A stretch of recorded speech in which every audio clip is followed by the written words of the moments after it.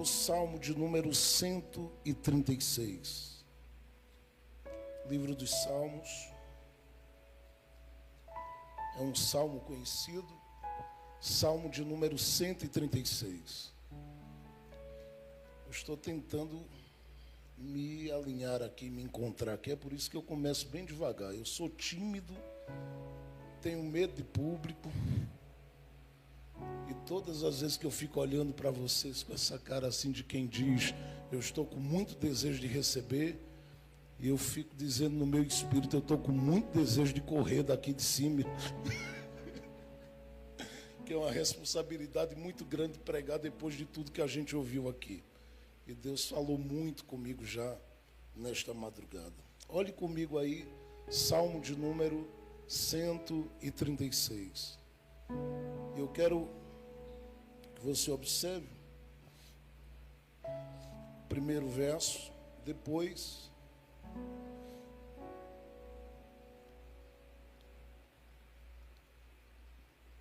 os últimos versos a partir do verso 23. Então vamos lá. Salmo 136, verso 1, depois do verso 23 ao verso 26. Diz assim: Deem graças ao Senhor porque Ele é bom, o seu amor dura para sempre. Verso 23.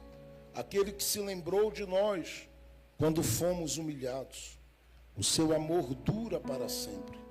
E nos livrou dos nossos adversários, o seu amor dura para sempre. Aquele que dá alimento a todos os seres vivos, o seu amor dura para sempre. Deem graças ao Deus dos céus, o seu amor dura para sempre. Amém e amém. Esses dias eu fui pego de surpresa com um anúncio de uma série, e tem alguns atores que eu tenho muito carinho e gosto de ver atuar em filmes ou séries. E esses dias eu fui pego de surpresa com o anúncio de uma série que teria a atuação do Robert De Niro participando dela. E o nome da série é O Dia Zero. E quando eu ouvi o anúncio, eu fui tentar assimilar o que tinha a ver, ou qual era a proposta dessa série, com esse título, Dia Zero. E eu percebi, de forma muito simples e básica, que esse Dia Zero tem a ver com um tempo de ataque que não se espera, e tem a ver com uma situação para a qual não se tem resposta. Eu estou fazendo esse simples resumo nessas duas expressões apenas para fazer com que você entenda que a realidade propriamente dita, apresentada, e eu penso que tudo que está sendo apresentado como filme esses dias tem um tom apocalíptico e está avisando alguma coisa do que a gente está para viver daqui a alguns anos, mas a base praticamente dessa mensagem de um tempo de ataque do qual não se espera e não se sabe como defender, e desse tempo de coisas que acontecem e a gente não sabe como lidar, não sabe como responder. Eu penso que essa proposta, essa base, ela tem a ver muito com a realidade de vida de cada um de nós, de modo que eu percebi que aquilo que particularmente vai ser tratado na série, essa coisa de ser pego de surpresa, onde coisas entram de repente em uma situação de total descontrole, isso é uma realidade particularmente na vida de cada um de nós, como homens e mulheres que somos chamados para transitar nessa vida, lidando com as circunstâncias, algumas delas, que nos levam a viver essa experiência de um grande apagão.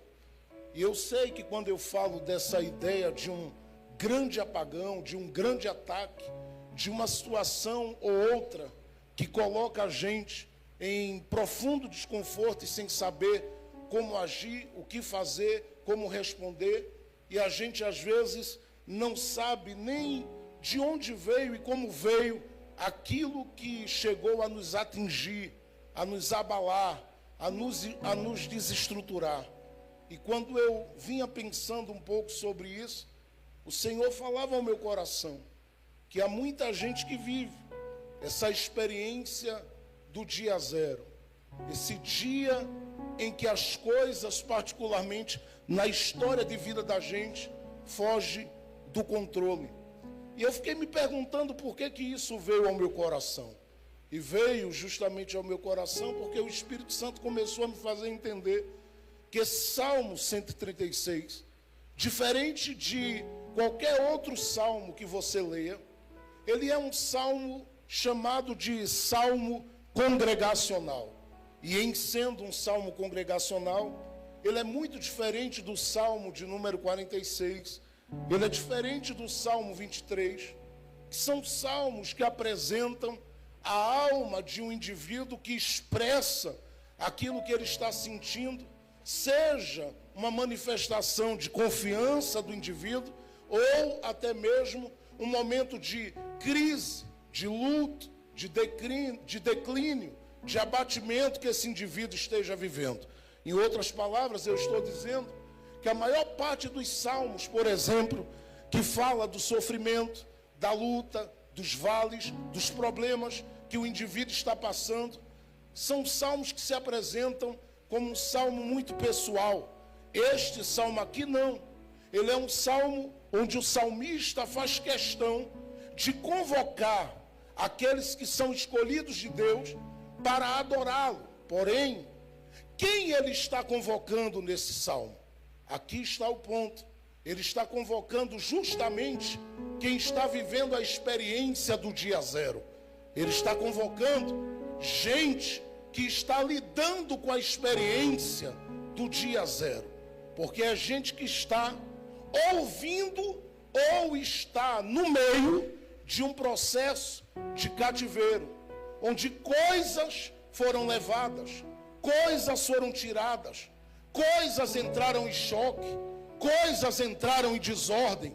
E quando o salmista olha para estes, ele tem no coração dele o desejo de vê-los se levantarem, se erguerem, levantarem a voz e começarem a orar, a adorar. Mas ele identifica que por causa desse processo de investida, de ataque, que zera, que desequilibra, que desestabiliza este povo ou esta nação escolhida, acontece algo paralelo a isto ou a esta realidade. E o que acontece é que ele percebe que os que estão lidando com esse tempo de ataque inesperado, que estão totalmente vivendo esse tempo de desequilíbrio, eles esquecem tudo aquilo que eles já viveram, experimentaram, sentiram e desfrutaram da graça e da glória de Deus na vida. Logo, é apagado da memória deles qualquer ideia de Deus. Se você chegasse para estes, para quem o salmista está se referindo aqui como aqueles que devem vir adorar a Deus, e perguntasse quem é Deus, eles nem lembravam. Viveram um apagão, um processo, até mesmo alguém poderia dizer, de grande amnésia, um esquecimento total do que era altar, do que era sacrifício, do que era vida com Deus, do que era um relacionamento profundo em Deus, do que era uma vida cheia de ânimo e da graça de Deus. Logo, como eles esquecem, o salmista percebe que eles estão no meio de uma situação como que perdidos, desorientados, sem saber para onde ir, o que fazer, como fazer e de que jeito fazer para saírem do meio desse buraco existencial. E quando eles estão lidando com esse momento totalmente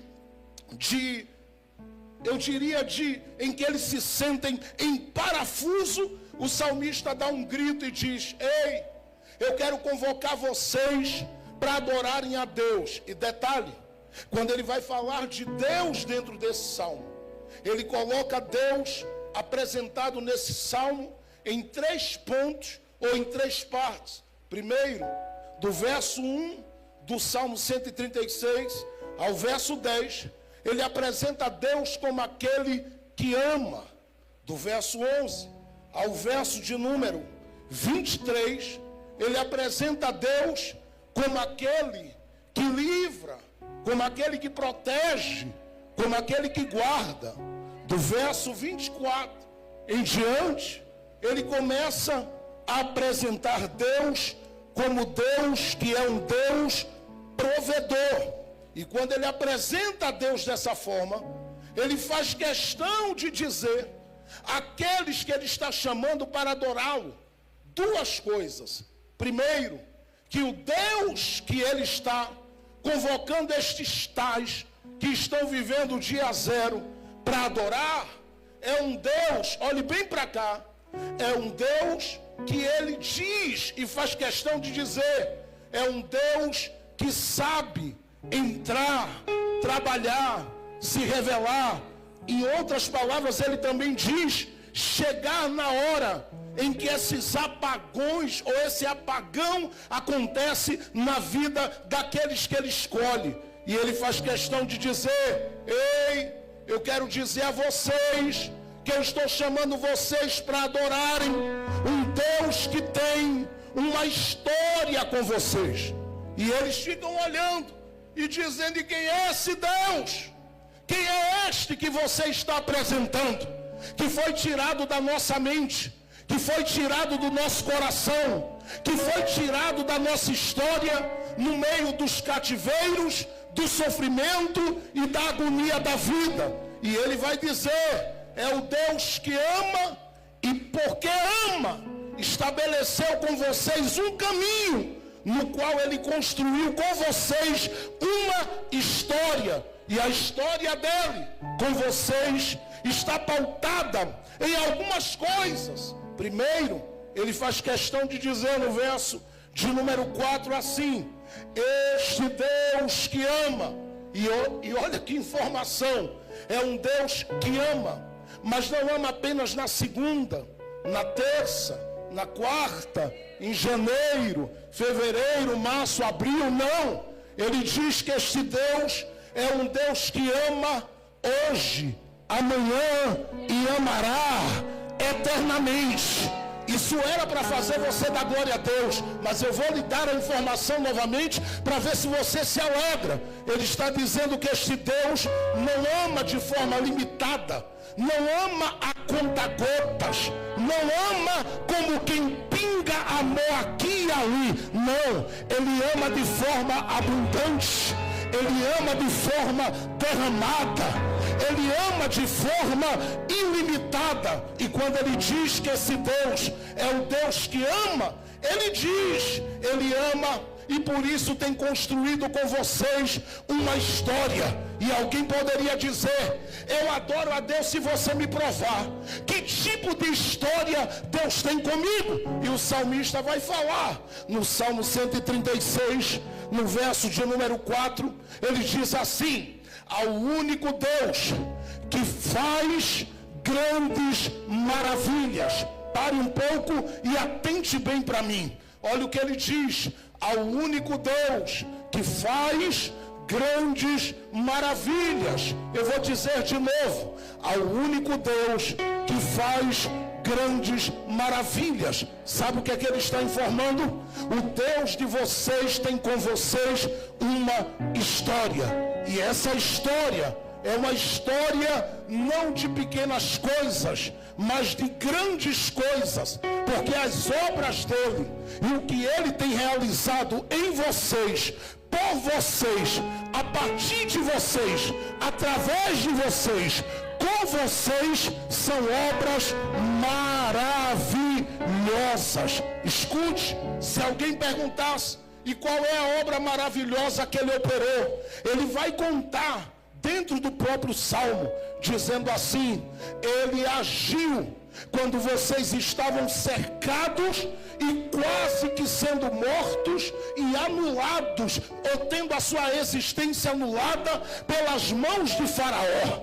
Faraó queria acabar com vocês, Faraó queria detonar vocês, mas este Deus que ama, ele foi lá com a mão forte dele e arrancou vocês de lá. O Deus que ama, ele foi lá e ele entrou fazendo grandes sinais para arrancar vocês de lá.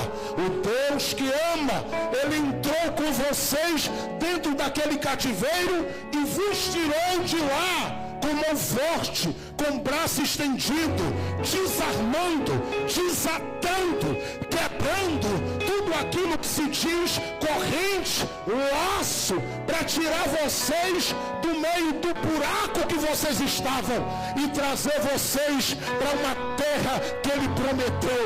É o Deus que fez grandes maravilhas. As maravilhas dele estão alicerçadas justamente nas ações de Deus por aqueles que ele ama. Logo eu estou dizendo aqui que Deus estava no meio da boca, na vida e na boca do salmista, dizendo e lembrando ao seu povo: vocês estão pensando que eu sou qualquer um? Não, eu sou aquele que vos resgatei. E deixe-me perguntar aqui, quem tem a certeza que foi resgatado por Deus? Levante a mão e dê glória a Deus comigo aqui.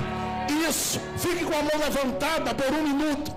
Só aqueles que sabem e têm a convicção de que foram resgatados. Neste resgate houve perdão. Diga amém por isso. Neste resgate houve reconciliação. Diga glória a Deus por isso. Nesse resgate houve proteção. Diga glória a Deus por isso. Nesse resgate houve uma ação de Deus salvadora na sua vida. Para onde você ia, aonde você estava, nas mãos de quem você estava, você era para estar morto. Mas ele que te ama, que tem uma história contigo e que alicerçou esta história nas grandes maravilhas dele, ele olhou para você e disse: não, eu não vou deixar descer a sepultura sem que eu use nesta terra para a glória do meu nome. Ouça, levante a sua mão todos os crentes salvos pelo Deus do céu. Erga as mãos por um minuto só. Quem pode abrir a boca para dar glória bem alto, eu vou lhe dar alguns minutos para você glorificá-lo e agradecê-lo, porque a história dele com você é uma história de maravilhas, a maravilha da salvação, a maravilha da misericórdia que te alcançou, a maravilha da reconciliação, a maravilha do perdão, a maravilha de ter te tirado das mãos de Satanás e dito para ele: ela tem dono, ele tem dono. Levante a mão quem pode adorar. De olhos fechados aqueles que podem. Comecem a adorar o Deus que faz grandes maravilhas. Fique com a mão levantada. Fique com a mão levantada. Fique com as mãos levantadas. Mas abra a boca para agradecer. Porque ele tem feito maravilhas na sua vida. Eu vou dizer de novo, ele tem feito maravilhas na sua vida. Eu vou falar novamente com você. Ele tem feito maravilhas na sua vida. Eu vou falar mais uma vez, porque eu estou sentindo que ele está tomando a minha boca neste momento. E ele está dizendo: avise alguém que o que eu fiz até aqui ainda é pouco diante do que eu ainda vou fazer. Porque há maravilhas de Deus operando sobre a casa, sobre a vida daqueles que Ele resgatou. Ele te resgatou. Isso foi uma obra maravilhosa. Ele te colocou debaixo da proteção dEle. Isso é uma obra maravilhosa. Eu vou continuar. Ele colocou o Espírito Santo dEle dentro da sua vida. Não, eu vou dizer de novo para você gritar. Ele colocou o Espírito Santo dEle dentro de você. Por que você não pode nessa vigília ficar calado? Porque Deus que fez e tem feito coisas maravilhosas, Ele pegou o que Ele tinha de melhor no céu e plantou dentro da sua alma e do seu coração. Essa primeira parte é uma parte que parece tão simples e que a gente conhece tanto, mas que vai ficando perdida diante de algumas coisas que aos nossos olhos têm valor. E a gente diz: eu quero isso, eu quero viver isso, quando na verdade o que você já tem, o que você já vive, o que você já experimenta, já é algo grandioso.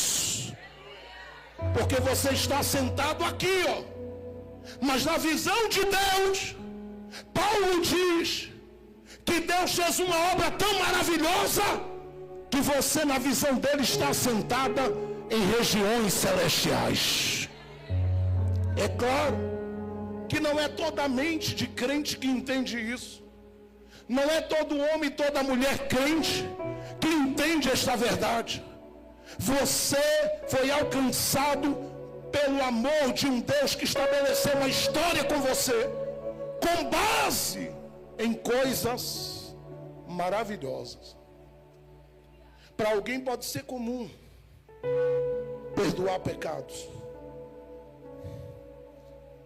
Para mim, é obra maravilhosa de Deus. Para alguém, gerar pelo poder do Espírito Santo dentro de uma mulher o corpo de Jesus, pode ser uma coisa muito simples. Para mim, que tenho fé, é coisa maravilhosa. Caminhar debaixo de um céu aberto parece muito simples, mas para mim, você que tem fé, é algo extraordinário. E escute, quando Natanael, em João capítulo 1, verso 43 em diante, chegou diante de Jesus, chegou com o coração petrificado, endurecido pela sua própria religiosidade.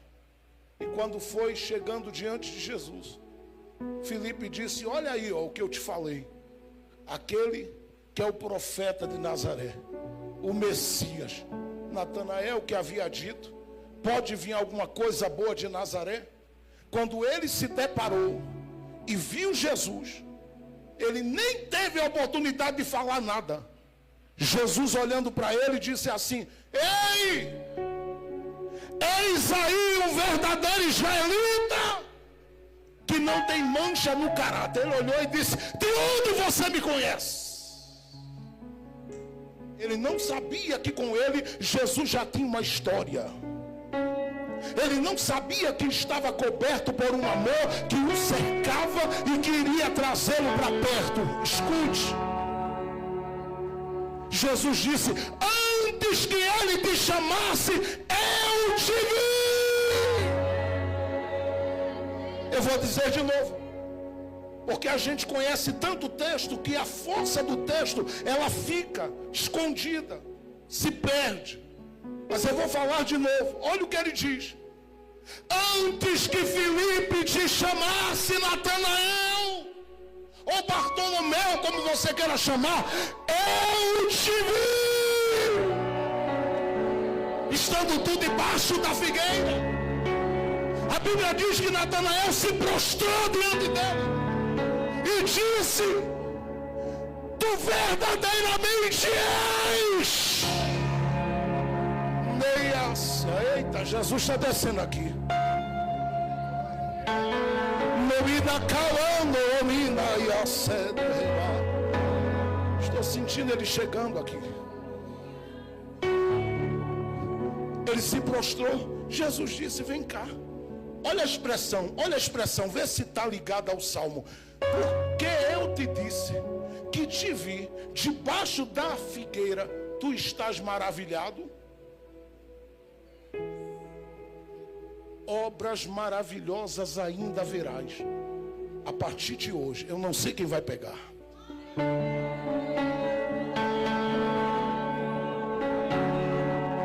Verás, era para levantar a mão, eu vou voltar para cá para dizer de novo. Eu não sei quem vai pegar, mas eu vou profetizar. Olha o que é que Jesus disse, recebe também. A partir de hoje, eu já lhe entreguei mistérios. Eu já lhe usei nos meus mistérios. Não me dá calando, não me diante, minha da catando. Eu já te abri portas. Eu já movi a sua vida naquele lugar. Tirei pedras do teu caminho.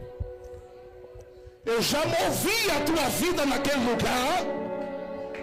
Tirei os impedimentos do teu caminho. Te livrei, te guardei, te cerquei. Mas eu te digo, a partir de hoje, verás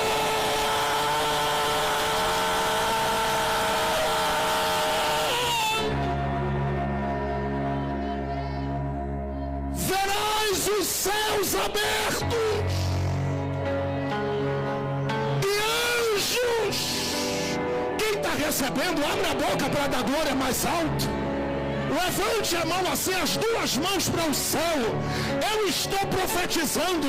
Ele diz: verás os céus abertos e os anjos subindo, descendo, subindo, descendo diante do Filho do Homem. Eu vou dizer de novo, hein? Ele diz: verás, verás. Não é um céu fechado, eu vou dizer de novo, é aberto. Não, eu vou falar mais uma vez para os pentecostais que gostam de dar glória a Deus. Dá um grito aqui nessa vigília: verás, verás, verás os céus abertos. Dá para pegar na mão de alguém que está aí do seu lado agora? Dá para pegar na mão de alguém? Se você não se sentir desconfortável com isso, faça. Segure a mão de uma pessoa que está do seu lado e profetize comigo para ela. Diga para essa pessoa, segure a mão dela se você pode. Levante a mão dela bem alto. Diga bem alto assim: você verá o céu aberto.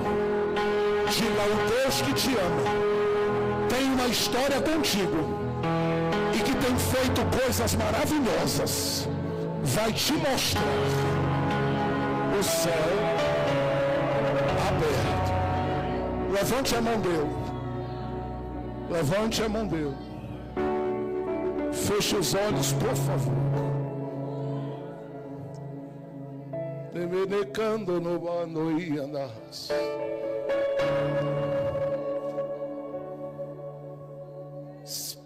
Espírito que desce como fogo.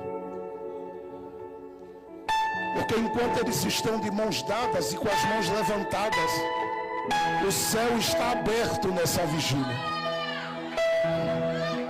E enquanto Deus te usa ministrando dessa forma gloriosa através do instrumental, o vento do Espírito de Deus soprará sobre esta casa dentro de alguns minutos.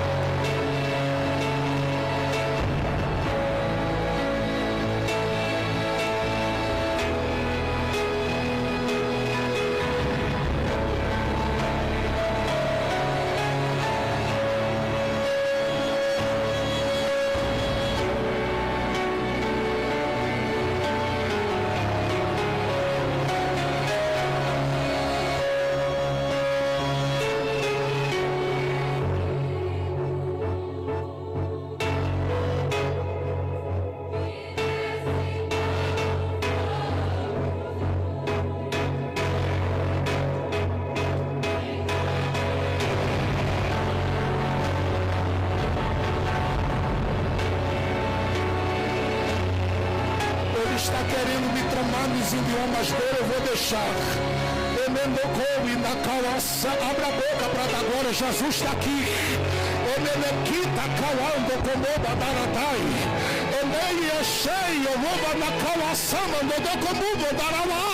Quem está ligado, abra as mãos, abra a boca, recebe de Deus.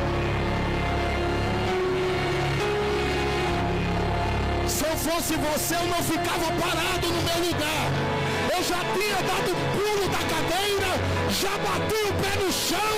Quem está debaixo de um céu aberto, abre a boca para adorar.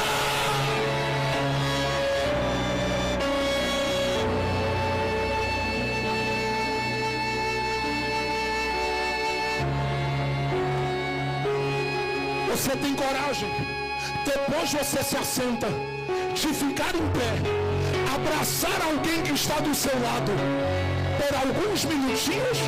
Fique de pé, abrace alguém e diga: nós estamos debaixo de um céu aberto. Há maravilhas de Deus acontecendo esta noite aqui. Abra a boca agora com ele e com ela. Canta, Espírito, Espírito. Ele começa, depois você continua.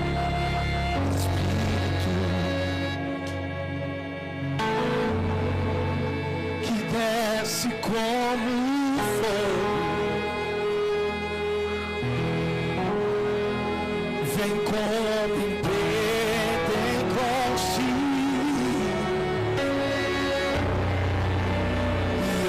enche-me de novo. Espírito, Espírito,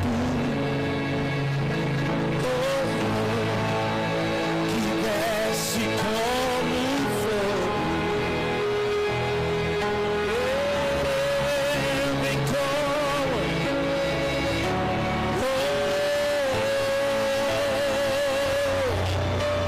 e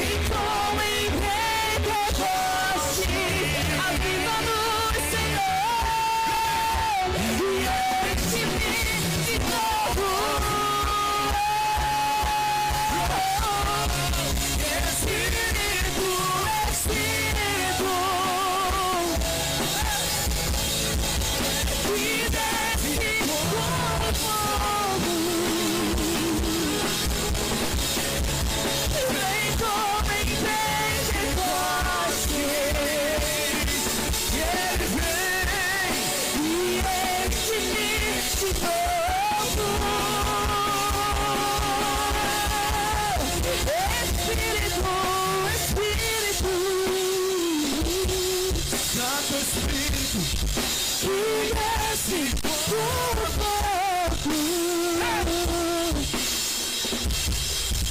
vem como em Pentecostes e enche-me de novo. Espírito, Espírito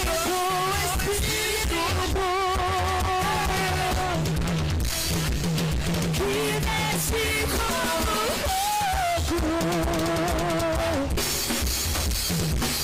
vem como em Pentecostes e enche-me de novo.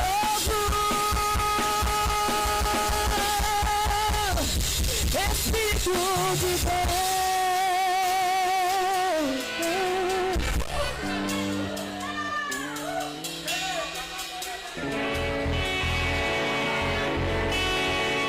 Cadê você para dar um grito de glória a Deus? Cadê você com as mãos levantadas para dar um grito de glória neste lugar? Fique com as mãos abertas. Quem crê que nós estamos debaixo de um céu aberto?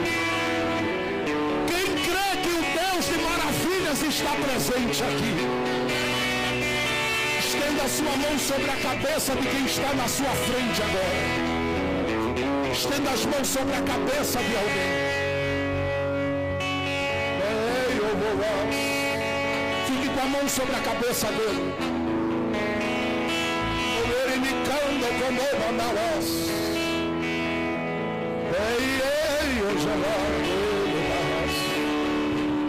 Era para você estar mergulhado agora. Era para você explodir esse lugar falando em línguas estranhas agora. Falando em línguas espirituais. Comece a orar em línguas aonde você está.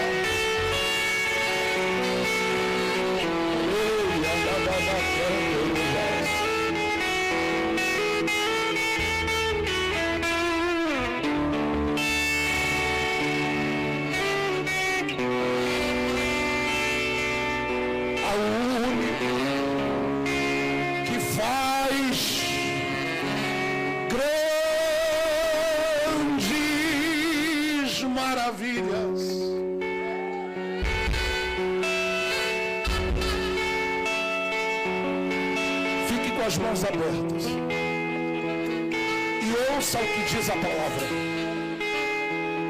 É o Deus que ama, é o Deus que tem uma história contigo, é o Deus, está no verso 4, que faz grandes maravilhas. Mas o salmista não para. Ele grita para essa geração que ele está chamando para adorar e ele diz: vou falar mais.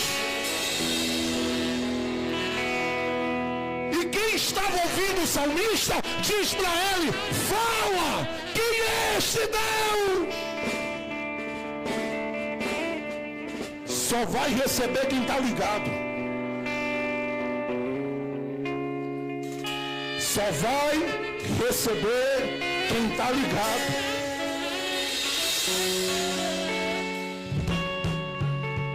Ele diz assim, verso de número 24: eu vou falar, aquele que se lembrou de nós.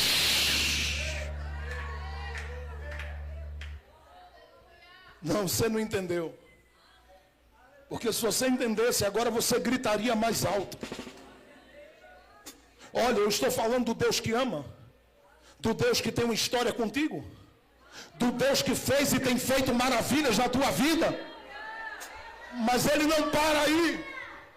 O salmista diz: sabe, eu estou chamando esta geração para adorar o Deus que tem memória. Detalhe, ele não esquece de nada. Isaías 49, verso de número 15. Isaías diz: pode uma mãe esquecer-se do filho que ainda mama?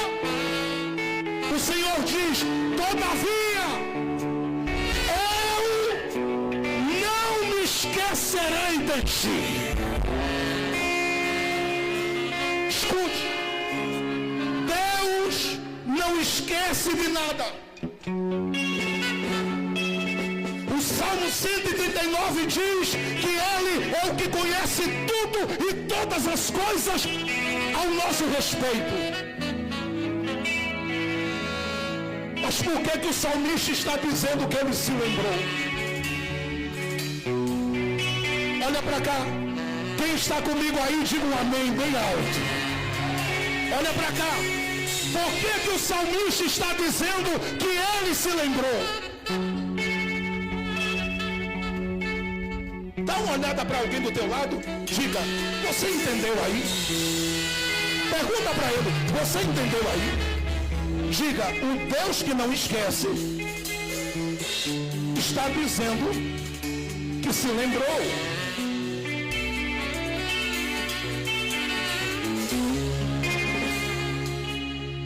Se ele não esquece, por que o texto diz que ele está se lembrando? Porque isso aqui, ó, olha para cá, tem a ver com duas coisas. Primeiro, com o tempo. Vou repetir. Isso aqui tem a ver com o tempo. Que tempo, pastor? O tempo que Deus estabeleceu para fazer o seu povo estar aonde Ele queria que o seu povo estivesse. Isso aqui é muito sério, porque desde Gênesis 15, diga Gênesis 15, bem forte, diga Gênesis 15. A Bíblia diz que Deus falou com Abraão e disse: olha, eu vou resgatar a tua geração, vou resgatar a tua descendência de um forte cativeiro. Você não estará vivo, mas eu os colocarei no lugar que eu quero. E eu já estabeleci o tempo. E ainda que os adversários não queiram, a porta que eu estou dizendo que vou abrir já está aberta. Segundo, o salmista está dizendo que Deus é o Deus que se lembrou, porque ele está falando aqui de um Deus que marcou a hora de cumprir as suas promessas. Ele está dizendo: Deus prometeu, os dias passaram, porque Abraão se foi, veio Isaac, Isaac se foi, veio Jacó, Jacó se foi, veio José, José se foi. São 430 anos dentro de um cativeiro. Parece que a promessa de Deus de visitação, de mudança, de milagre, de coisas novas, ela não se cumpriria. Mas o salmista está dizendo: em um determinado tempo, Deus, olha para cá, assentado na sua cadeira de honra, que é o seu trono. Apocalipse 4 fala disso. Ele deve ter colocado a mão na cabeça assim e disse: ainda tem promessa para eu cumprir. Eu vou dizer de novo, hein? Se tu não melhorar o glória a Deus, vai morrer já já. Brincadeira. É só para tu acordar. Mas olha, Deus já imaginou? Dá para pensar, dá para ver? Deus no trono, passando a mão na cabeça e dizendo: ainda tem promessa para eu cumprir na terra.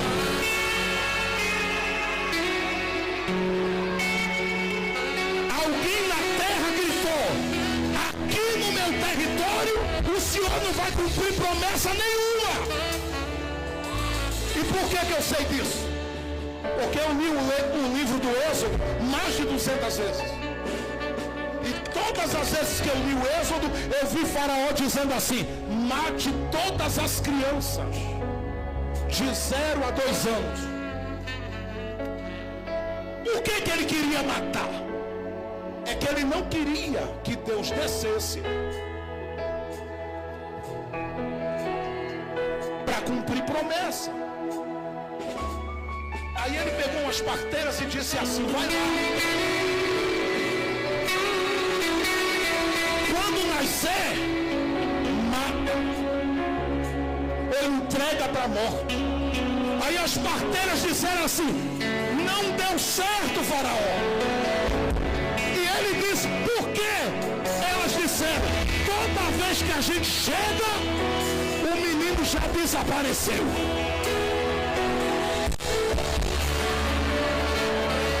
Tem alguém comigo vivo aí? Dê um glória a Deus bem alto. Sente só um pouquinho que eu vou comer. Escute isso. Escute isso. Tem uma mulher que ela coloca a mão na barriga dela e ela diz assim: aqui o Faraó não vai tocar.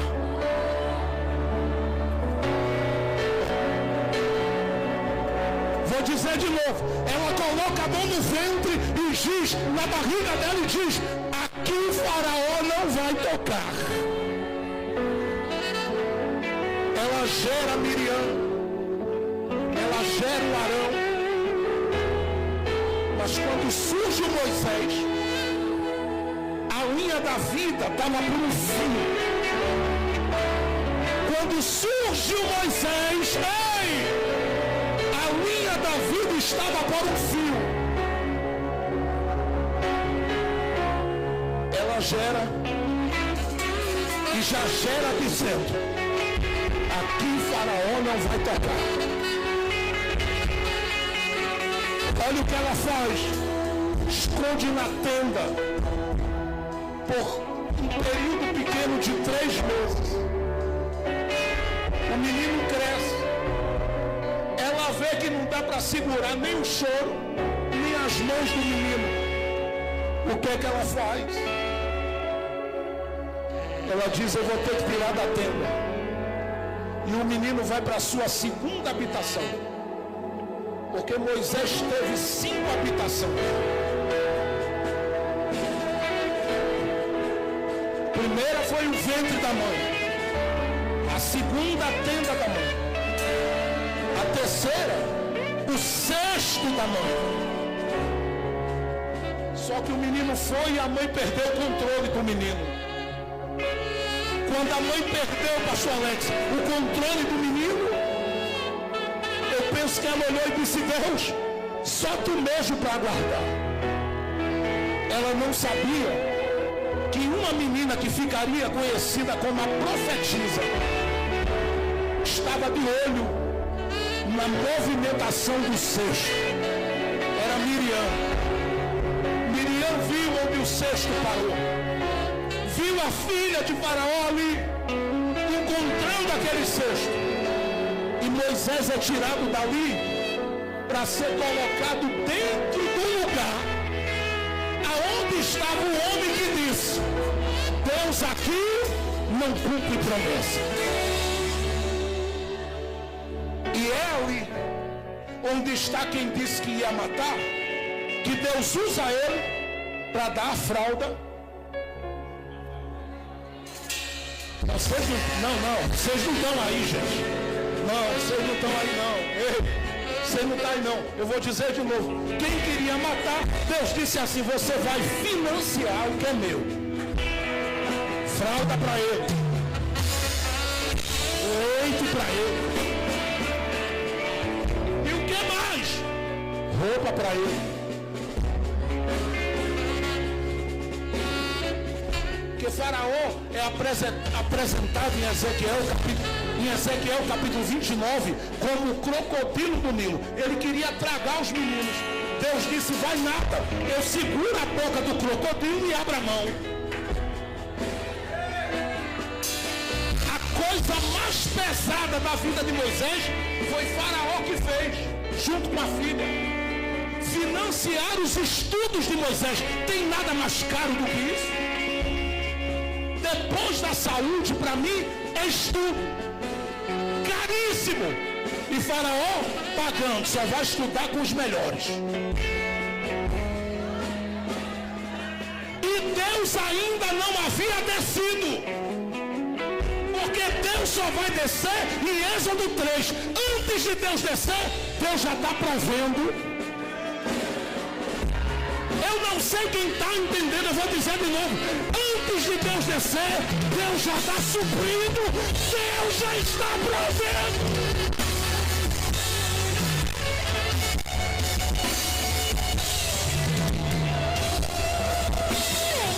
Imagina Moisés, olha a expressão da Bíblia: educado em todas as ciências do Egito. Ele não colocou Moisés só para estudar medicina. Todas as matérias possíveis, todos os cursos possíveis foram pagos por quem disse que ia matar. E Deus ainda não tinha descido.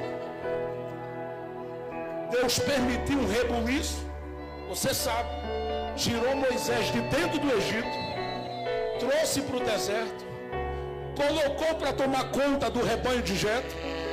E Deus agora diz: eu vou sair do trono um pouquinho. Eu penso que lá em cima, isso aí é apenas a cabeça de um pregador pensando. Os seres angelicais vendo o grande se movimentar, devem ter olhado e dito: ó Santo, Eterno, grande Yahvé, vais para onde? E ele diz: vou visitar um deserto.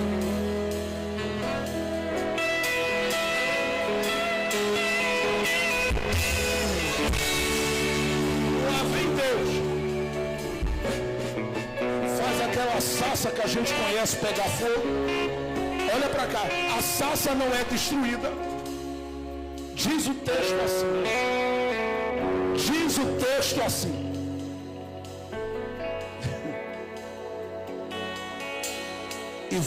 E viu Moisés aquela sarça, se aproximou. Você conhece a história. Deus disse: tira as sandálias aí para a gente conversar. Aí ele tira. Deus diz para ele: vou te usar, mas antes eu me apresento. Sou Deus de Abraão, que faço promessa.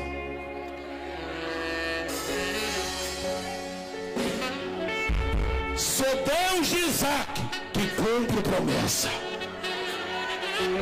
Sou Deus de Jacó, que sustenta a promessa. Porque quando o homem não aguenta o vacilo, é Deus quem diz: deixa que eu seguro. Moisés olhou e disse: és tu aquele de quem eu ouvi falar? Estou contextualizando. Eu penso Deus olhando e dizendo: Moisés, ô Moshe, é claro que sou eu. E quer que eu te diga uma coisa? Ele diz assim, ó, capítulo 3 de Êxodo, verso 7. Ele diz assim: eu ouvi, e eu vi. O senhor ouviu o quê? Eu ouvi Faraó dizendo que ia matar as promessas. E eu vi os filhos de Israel na aflição, chorando e dizendo: vem Deus, vem Deus, vem Deus, vem Deus, Vem Deus, vem Deus. Glória alto aqui, quem está ligado, Deus diz assim: e eu desci para livrá-los.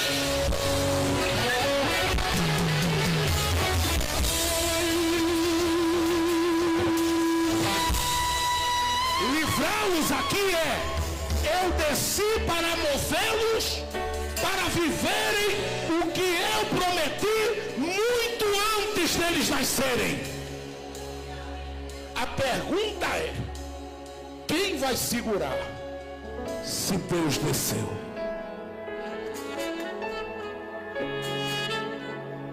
Quem vai impedir?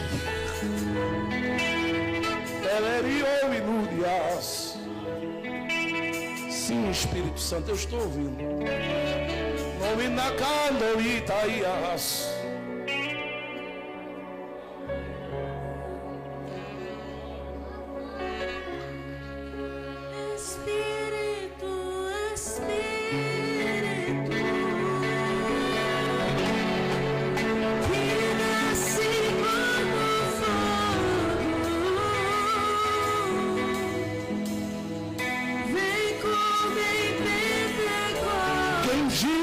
Vais ficar na mesma, mulher. Continue.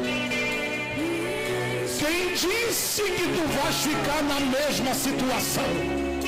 Deus fala contigo, mulher, e te diz: descansa teu coração, porque eu desci para fazer.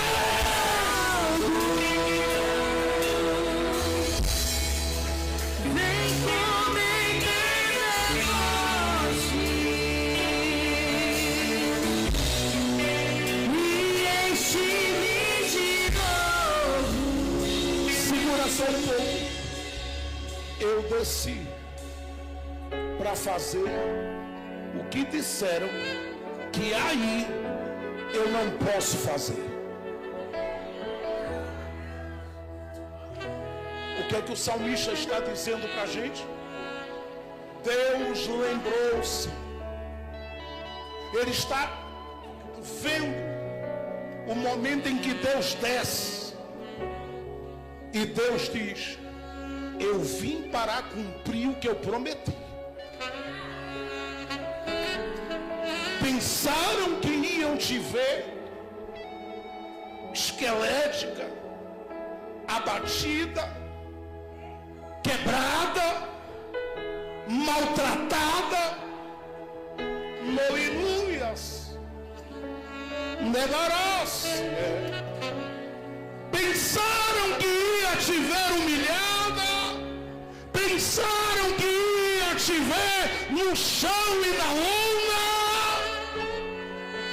Mas tu ainda tem promessa. E há uma mão se movendo nesta noite para quem está dando glória aqui neste lugar. E esta mão está pegando alguém e dizendo a alguém: eu não esqueci de nada, só marquei o tempo em que eu iria me lembrar. Não te deixarei no meio daquelas dívidas, não terminarás sufocada. Eu ainda tenho negócio contigo. E para que tu saibas que eu estou falando contigo, eu te tomo agora nos meus mistérios e desço entre esses mistérios com novos idiomas na tua boca. Calatai, Nololuta Kalas, Nololida Kalas. Eu ando na tua frente. Eu tomo providência. Eu entro na causa. Eu digo ao homem assim: abra a boca para dar glória.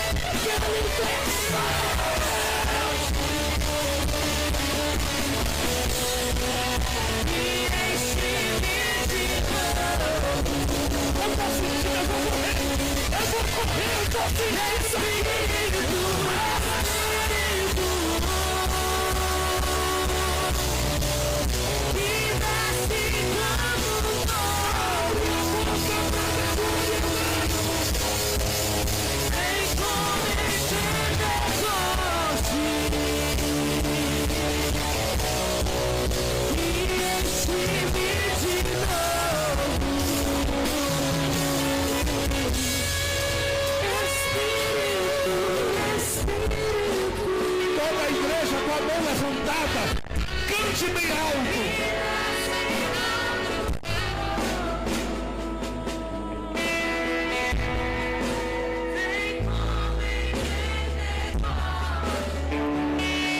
O Deus que você serve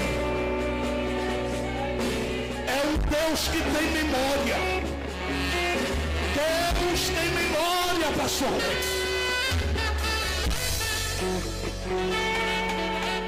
Ele não te via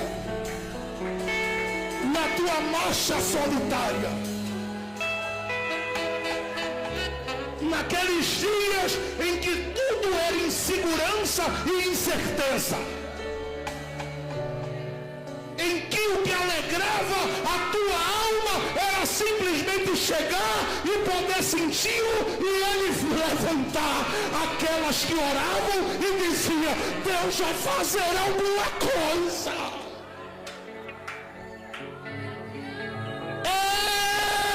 Ele não esqueceu.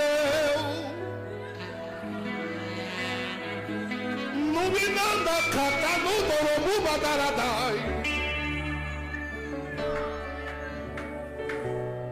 Pastor Daniel, coloque a mão no coração do pastor Alex aqui.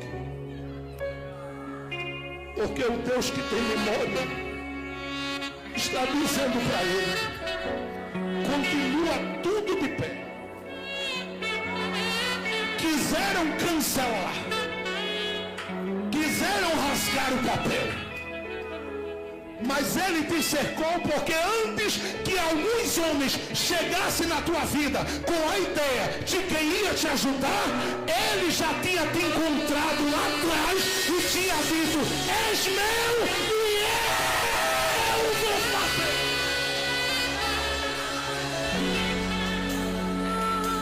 Recebe, fique com a mão no coração dele. Fique com a mão no coração dele. Porque há uma graça sobre vocês dois. Do jeito que eu estou sentindo aqui o impacto do Deus vivo, do Cristo ressuscitado, do Espírito de Deus eterno, que está me tomando aqui da cabeça até os pés, desce sobre você um manto diferenciado.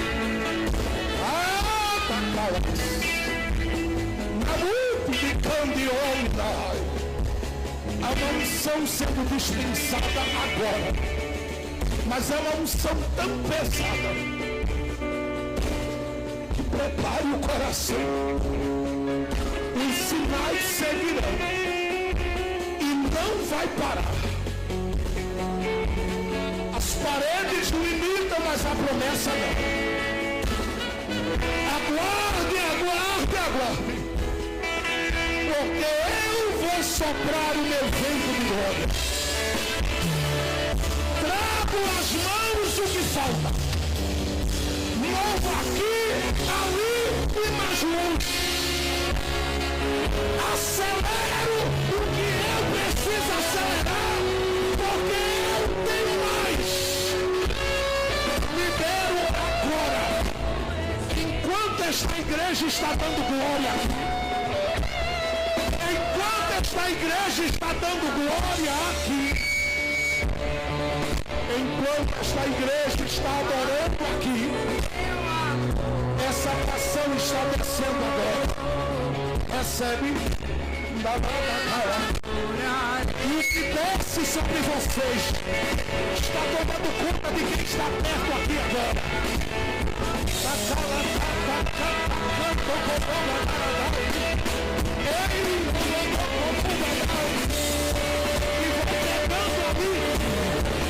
Vai pegando aqui. Abra a boca para adorar. Vai pegando aqui. Tá pegando aqui. Tá pegando aqui.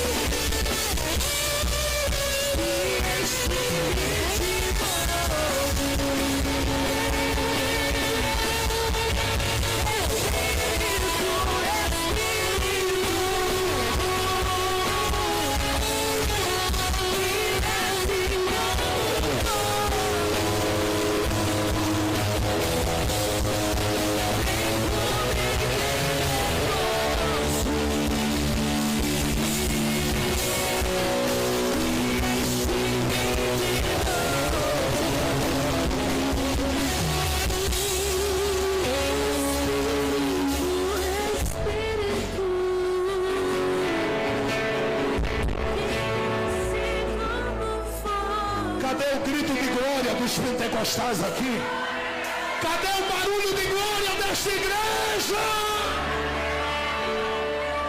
Dá para aplaudir e glorificar a Jesus?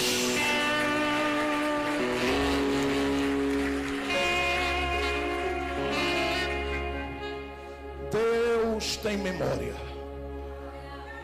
É por isso que a Bíblia diz em Gênesis 8: lembrou-se Deus de Noé. É por isso que a Bíblia diz: lembrou-se Deus de Ana. E se Lucas conversasse comigo e eu estivesse presente, eu diria: Lucas, coloca aí que Deus lembrou de um velhinho chamado Simeão. Porque a Bíblia diz que foi revelado a ele que ele não morreria sem que visse o Messias chegar.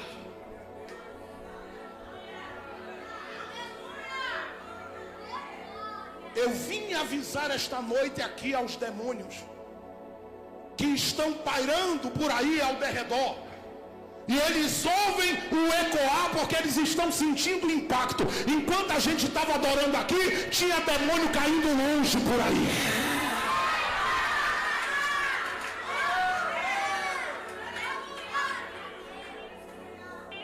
Eu vim na força do meu Senhor dizer bem alto: Deus vai segurar quem tem promessa com mão forte.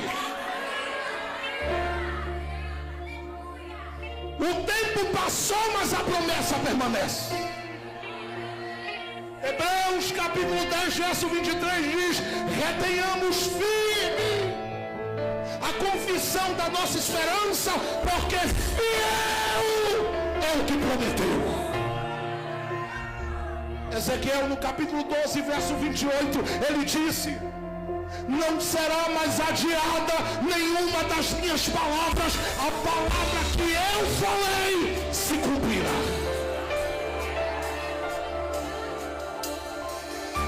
Em Isaías, no capítulo 14, ele diz: assim como eu pensei, acontecerá.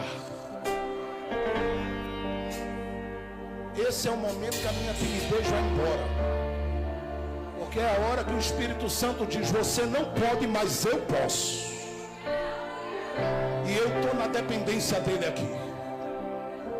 Ele está falando com gente que chegou aqui dizendo: eu estou esquecido. Está nada. Teu Deus tem memória. O livro do Gênesis, lá no capítulo 41,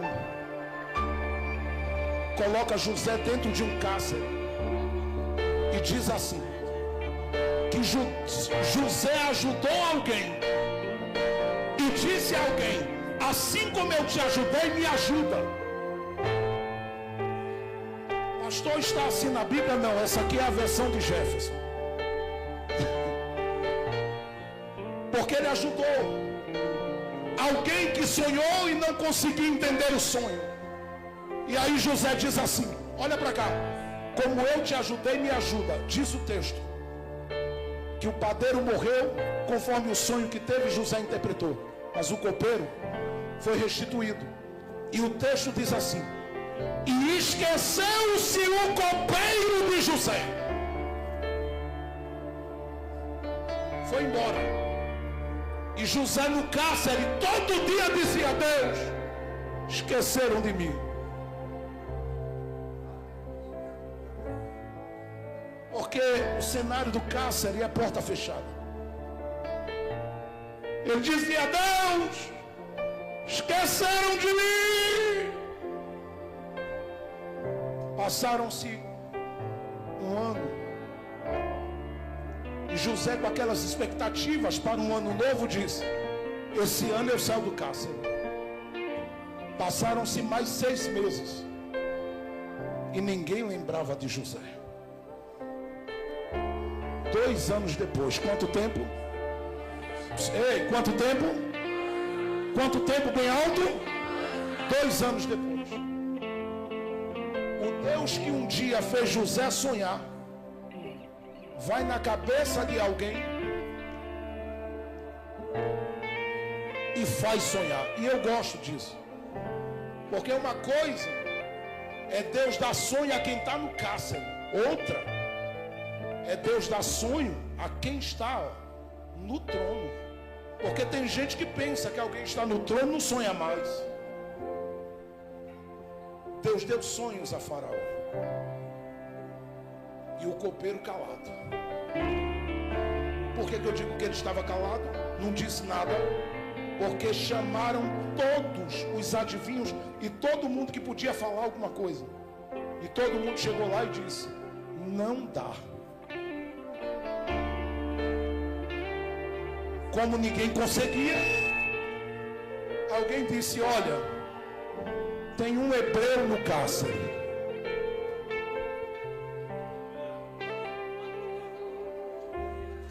E ele pode. Porque quando eu estava lá, eu até esqueci dele. Mas quem fez promessa não esqueceu. Disseram assim, chama ele. Ó, o maior intérprete do mundo quanto aos sonhos nos seus dias, barbudo, com a roupa suja e um cenário destruído. Alguém diz, vai sair daí, mas não vai sair desse jeito. Porque o Deus que tem memória muda a roupa, muda até a cara. Um dia eu falei isso, alguém disse assim, pastor, a minha é feia, Deus não muda. E eu dei risada com essa pessoa, porque o Espírito Santo me lembrou de João 9, quando Jesus curou o cego de nascença. E o milagre que Jesus fez na vida do cego só foi abrir os olhos. Mas quando olharam para ele, disseram, será que é ele? Deus muda até a cara. Quem olhou disse assim, eu não estou reconhecendo. Você está crendo no que eu estou profetizando sobre a sua vida? Segura só um pouquinho, porque eu estou profetizando. Não vai sair do cárcere assim. Muda a veste. Tira essa barba daí. Toma um banho. Quando José está pronto, José vai lá para dentro, não sabia de nada. Faraó falou, és tu quem consegue interpretar os sonhos? Aí José, pensando que estava esquecido ainda, abre a boca e diz assim, não está em mim, querendo se sair. Está em Deus. Deus pode. O faraó disse, então eu vou contar o sonho.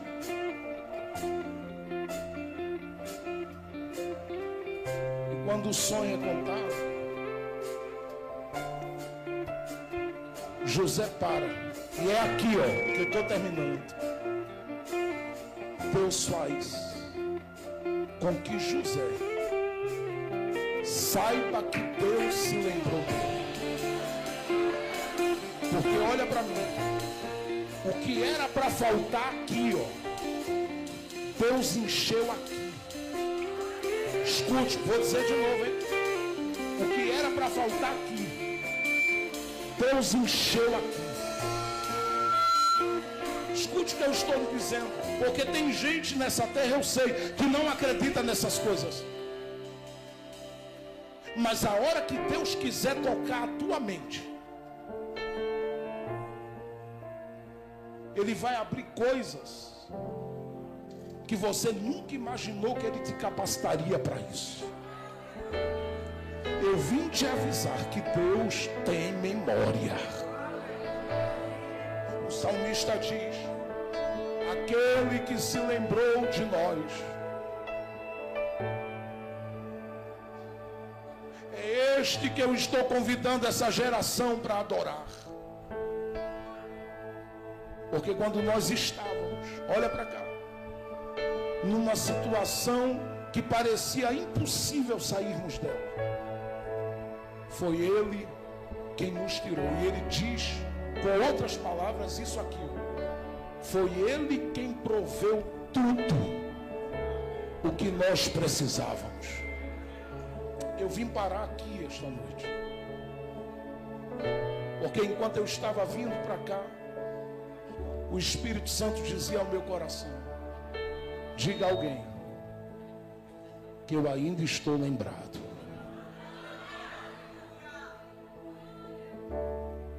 Não vai ficar na situação incômoda que está.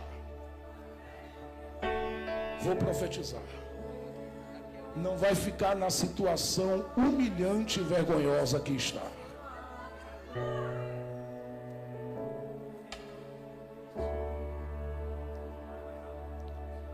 Eu estou ouvindo a voz do Espírito Santo. Ele está tirando alguém de dentro de uma situação humilhante. Está dizendo a alguém: o tempo passou, mas a promessa que Ele fez, ela continua firme sobre a sua vida. Pode ter se passado 38 anos de espera, como no paralítico de João 5, mas Deus ainda tem memória. Eu gosto do que Ele diz no livro do profeta Isaías, no capítulo 51, verso 14. Ele diz assim: o exilado cativo depressa será solto, não morrerá na caverna. E ele diz assim: o seu pão não lhe faltará, porque ele tem memória. Curve sua cabeça e feche os olhos por alguns minutos, porque nós já vamos orar daqui a pouco.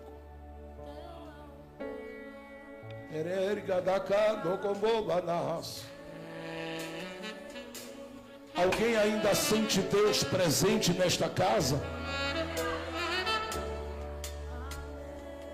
Ele está conosco nesse momento. Eu vou deixar que por alguns minutos os meninos adorem a Deus aqui e as meninas aqui. Enquanto eles adoram, Deus está lhe abraçando e confirmando no seu coração que Ele ainda tem memória. Eu poderia andar a Bíblia toda falando de personagem, mas o Espírito Santo está me dizendo: Eu estou afirmando a minha palavra no coração de crentes. E estou lembrando a eles que eu não estou esquecido. Fique à vontade na presença de Deus agora. E se derrame enquanto eles ministram debaixo da graça de Deus.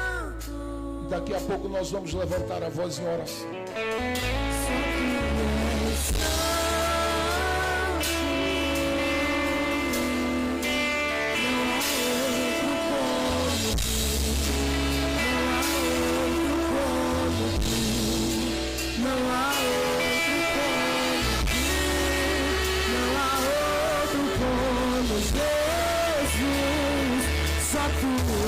Santo,